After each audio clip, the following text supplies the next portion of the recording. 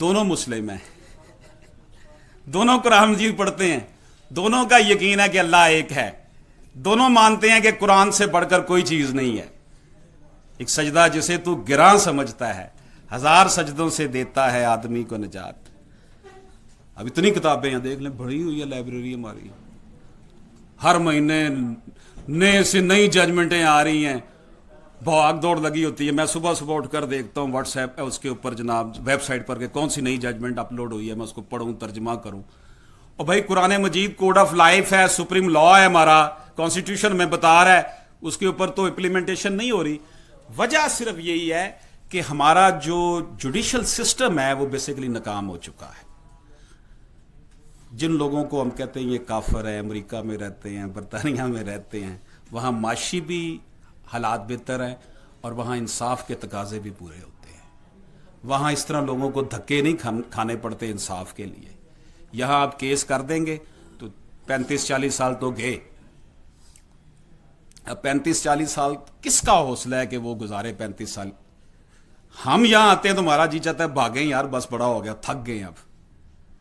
تو وہ جو بندہ صبح آ کر اپنا دیہڑی بھی اتنے توڑے گا, بوے گا, علمت کی خدمت کرے گا, ریڈر کی خدمت کرے گا, اور جان لگیاں ڈینگی بخار تے کرونا بھی لے جائے گا کار, ٹھیک ہے. اور ہم تو سمجھے تھے لائے گی فراغت تعلیم, کیا خبر تھی کہ چلا آئے گا الہاد بھی ساتھ, میرا سرجن رگے ملت سے لہو لیتا ہے. یہ ہمارے جو سرجن ہیں جو سٹیٹس کو کے چیمپئن بنے ہوئے ہیں, میری باتیں زہریلی ہو جاتی ہیں آخر میں آ کر, کہ یہ جو سرجن ہیں ہمارے, یہ سٹیٹس کو کی پیداوار حکمران اشرافیہ, آج چاہے تو یہ نظام عدل ٹھیک ہو سکتا ہے قرآن مجید کے مطابق. یہ کیوں اتنی لمبی لمبی ڈیٹیں پڑتی ہیں؟ یقین جانیے گا. دیکھیں نا, اگر ہم کہیں سے کسی طرف سے پلینٹیو ہیں تو کسی سے ڈیفینڈنٹ بھی تو ہیں, تو خوش ہوں گے کہ یار کیس جتنی جلدی ڈسپوز آف ہوں گے اتنا کام ہمیں ملے گا, لوگوں کا فیتھ بنے گا اس سسٹم پر. بیسیکلی یہ سسٹم تباہ و برباد ہو چکا ہے, اس کے اندر جان نہیں ہے. انٹرنیشنل رپورٹ آئی تھی, اس نے ہمیں 126 نمبر پہ لا کے کھڑا کر دیا کہ جی پاکستان کا عدالتی نظام 126 نمبر پر ہے.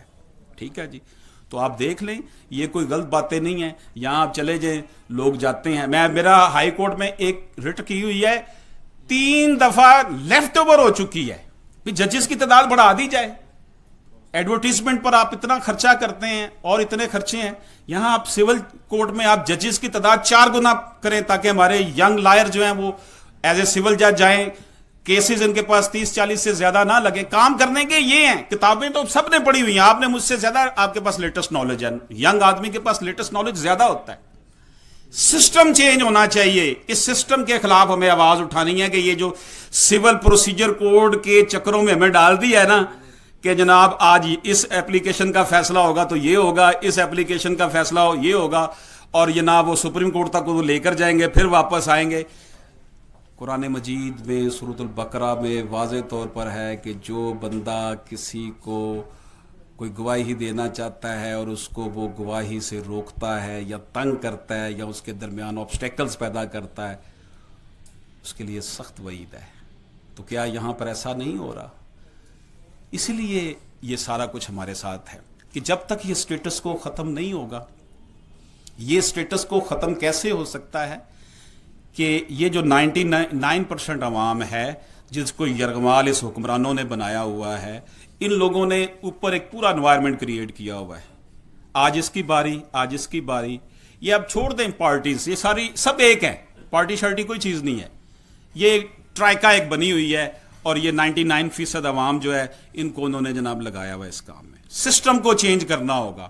پھر دیکھیے گا ڈسپوزل, دیکھیں نا آرڈر جاری ہو جائیں کہ یہ ٹائم لیمٹ ہے, اس ٹائم لیمٹ میں سارا کام, پروسیکیوشن اپنا کام کرے, سرکاری ادارے اپنا کام کر کے ججز صاحبان کو ریکارڈ دیں. اب ہمارا کام جب نہیں ہوگا, ہمیں پتا ہوگا ڈیٹ اتنی لمبی پڑ گئی ہے, تو ہمارا تو دماغ خراب ہوگا نا جب کلائنٹ ہمیں کہے گا کہ آپ نے کیا کیا میرے لیے, تو ہم تو جا کر پھر لڑیں گے جج صاحب سے.